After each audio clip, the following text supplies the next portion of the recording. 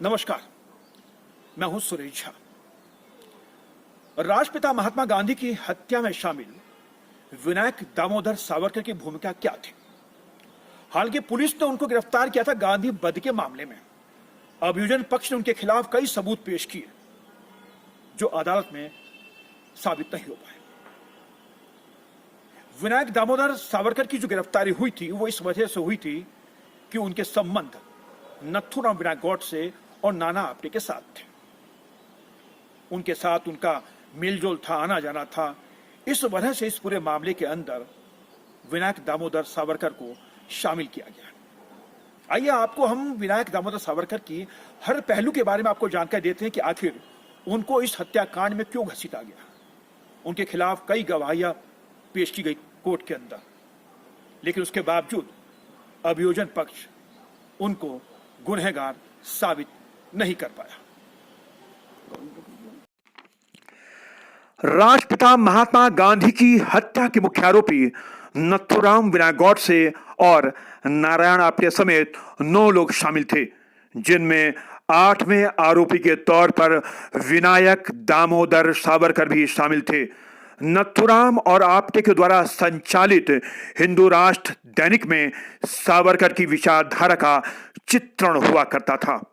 गोपाल गौडसे अपनी पुस्तक में लिखते हैं, नथुराम और आप्टे को सावरकर आर्थिक मदद किया करते थे और उनके बीच पत्र व्यवहार भी हुआ करता था। महात्मा गांधी की हत्या की जानकारी सावरकर को पहले से ही थी। उनका भी पूरा इस हत्याकांड में योगदान था।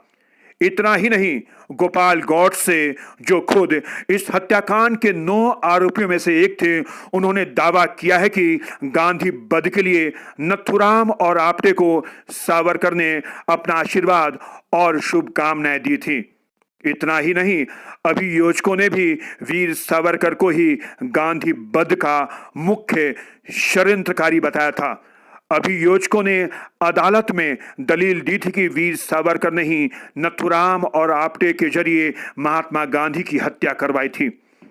महात्मा गांधी की हत्या के अगले दिन यानी कि 31 अक्टूबर 1948 को पुलिस अधिकारी नागरवाला और श्री प्रधान ने सावरकर के घर की तलाशी ली थी, जहां से उन्हें 143 फाइलें मिली, जिनमें 10,000 कागजात थे, लेकिन उनमें हत्या से संबंधित कोई भी दस्तावेज नहीं थे। इस मामले के एक अन्य आरोपी दिगंबर बड़गे ने अपने बयान में कहा कि महात्मा गांधी की हत्या से पहले मैं नथुराम विनायक गॉडसे, नाना आप्टे और शंकर किस्तैया टैक्सी में मुंबई घूम रहे थे। तभी नथुराम ने कहा कि चलो सावरकर जी के अंतिम दर्शन कर लेते हैं, और हम चारों मुंबई स्थित सावरकर सदन में उनसे मिलने पहुंच गए। आप्टे ने मुझे निचली मंजिल पर ठहरने को कहा।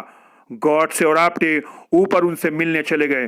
5-10 मिनट के बाद वो दोनों नीचे आ गए। तभी उनके पीछे पीछे सावरकर भी आ गए और दोनों को बोले कि यशस्वी होकर लौटो। बड़गे ने अदालत में एक बड़ा ही विचित्र बयान दिया, जिससे महात्मा गांधी की हत्या में सावरकर की भूमिका मुख्य माने जाने लगी थी। बड़गे ने कहा कि नथुराम और आप्टे उसकी आर्थिक मदद किया करते थे, जिसकी वजह से वो उनका आभारी था। बड़गे ने अपने बयान में कहा कि वो सावरकर के कहने से ही नथुराम और आप्टे के साथ महात्मा गांधी की हत्या में शामिल हुआ और सावरकर के कहने पर ही उनके साथ दिल्ली गया था। लेकिन 10 फरवरी 1949 को सबूतों के अभाव में वीर सावरकर को बाइज्जत बरी कर दिया गया। उस दिन लाल किले के बाहर अपार जनसमूह वीर सावरकर के स्वागत के लिए खड़ा हुआ था। राष्ट्रपिता महात्मा गांधी की हत्या के 1 साल के बाद विनायक दामोदर सावरकर को बाइज्जत बरी कर दिया गया। हालांकि अभियोजन पक्ष ने उनके खिलाफ अदालत में कई सबूत पेश किए। उनकी कोशिश थी कि सावरकर को महात्मा गांधी की हत्या में दोषी करार करवाया जा सके, लेकिन तमाम सबूत कोर्ट में टिक नहीं पाए, जिसकी वजह से अदालत ने उन्हें बाइज्जत बरी कर दिया। महात्मा गांधी की हत्या में कुल 9 लोग शामिल थे, जिनमें 2 लोगों को फांसी की सजा सुनाई गई और बाकी लोगों को आजीवन कारावास, जिनमें से एक आरोपी था दिगंबर बड़गे, जो बाद में सरकारी गवाह बन गया था। उसी ने तमाम तरह के आरोप सावरकर पर लगाए थे, लेकिन वो साबित नहीं हो पाए। गोपाल गोडसे की किताब के आधार पर ही हम ये तथ्य आज आपके सामने पेश कर रहे हैं।